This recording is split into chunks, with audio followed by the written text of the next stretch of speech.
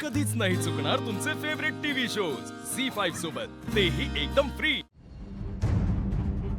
काय करू मी, काय करू काय नको असं झालंय. इतकी वर्ष इमानतद्वारे सेवा करतोय, ते अखेरलोस्कर कुटुंबातल्या एकाने माणसाने माझ्याकडे कधी बोट नाही दाखवलं. मला कळत नाही मी काय करू. 1000 वेळेला सांगितलंय तिला, पण नाही ऐकायचंच नाही ना. शब्द दिला होता ना, पण शब्द देऊन सुद्धा ती का वागली असं. काय मला काय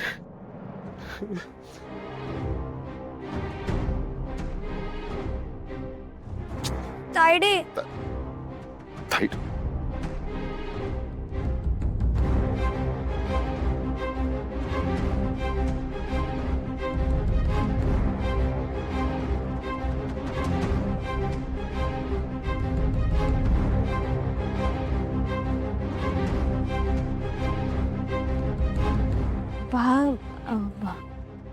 बा काय काय झालं?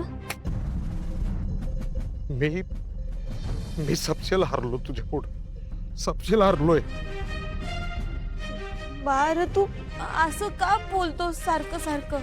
सारखं सारखं तू ठरवलंच आहेस का मी जे तुला सांगेल त्याच्या विरुद्धच वागायचं म्हणून, त्याच्या उलटच वागायचं म्हणून?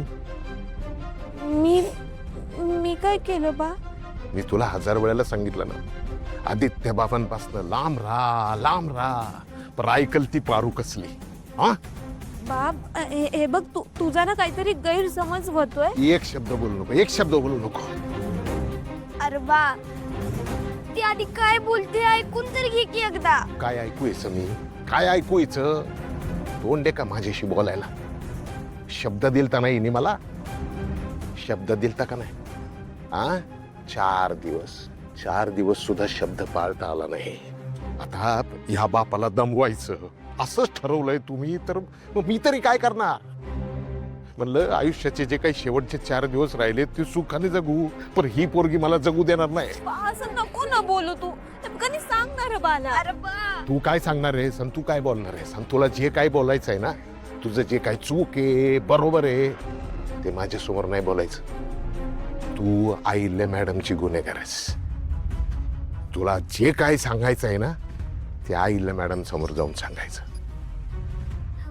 हा नाही बाब, हे बघ, तू नाही आईला मॅडमची गुन्हेगार आहेस. नाही चल मला बाकीचं काय माहिती नाही. ऐक ना माझं. अरे बा,